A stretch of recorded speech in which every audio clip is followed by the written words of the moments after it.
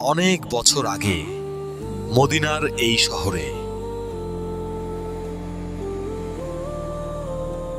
আল্লাহর শেষ নবী মুহাম্মদ সাল্লাল্লাহু আলাইহি ওয়াসাল্লাম বসে আছেন তার ঘরে। এরই মধ্যে ঘটে গেছে মক্কা বিজয়। মানুষ দলে দলে ঢুকছে ইসলামের ছায়াতলে। ঠিক তখনই আল্লাহর ফেরেশতা জিবরাইল এলেন, নিয়ে এলেন শেষ সূরাগুলোর একটি, সূরা আন-নাসর। এই সূরার নাম সূরা আন-নাসর, আরেক নাম সূরা তাওদি, অর্থাৎ বিদায়ের সূরা। কারণ এটা রাসূলকে জানিয়ে দিচ্ছিল, তোমার কাজ প্রায় শেষ, এখন শুধু আল্লাহর প্রশংসা আর ক্ষমা প্রার্থনা। এই সূরার গল্পটাই আজ আমি তোমাদের বলবো। চলো উমাইরের ঘরে যাই।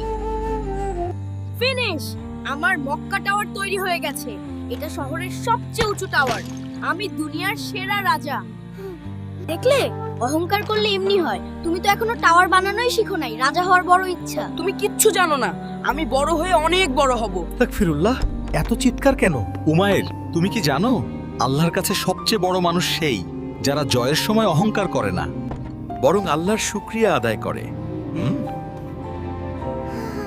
জয় পেলেও অহংকার করা যাবে না।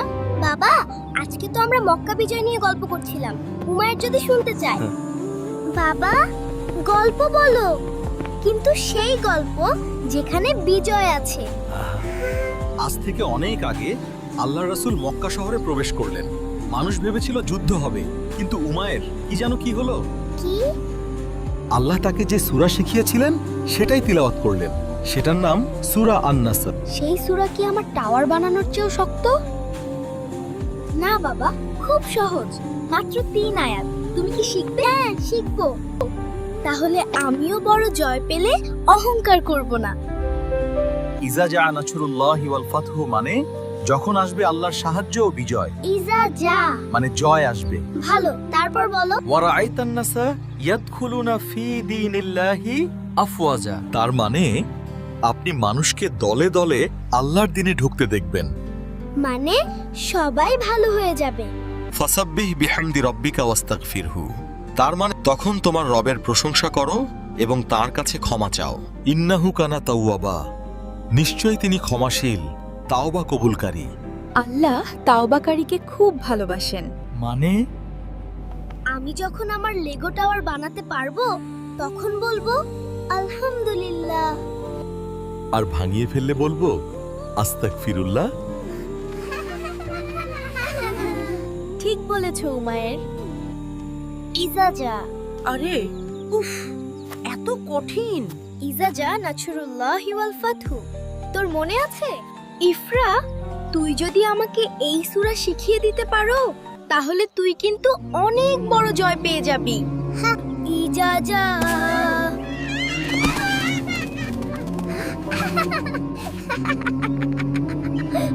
বাবা, আমি পারছি না। সূরা আন-নাসর মনে হচ্ছে না। আমি কি কখনো বিজয়ী হব? উমায়ের, বিজয় মানে শুধু মনে রাখা নয়। তুমি চেষ্টা করছো, তাওবা করছো, আর ভুলে গেলে আল্লাহর কাছে সাহায্য চাচ্ছ।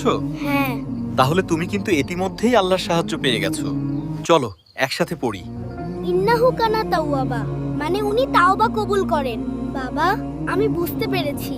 জয় পেলে আমার অহংকার করা যাবে না, বরং আল্লাহর প্রশংসা করতে হবে, আর হারলেও ধৈর্য ধরতে হবে। দারুণ, তুমি আজ সত্যিকার বিজয় অর্জন করেছো। খাবার রেডি। সবার আগে উমায়ের এসো। ইফরা, তুই আমার কাছে পরীক্ষা নিবি?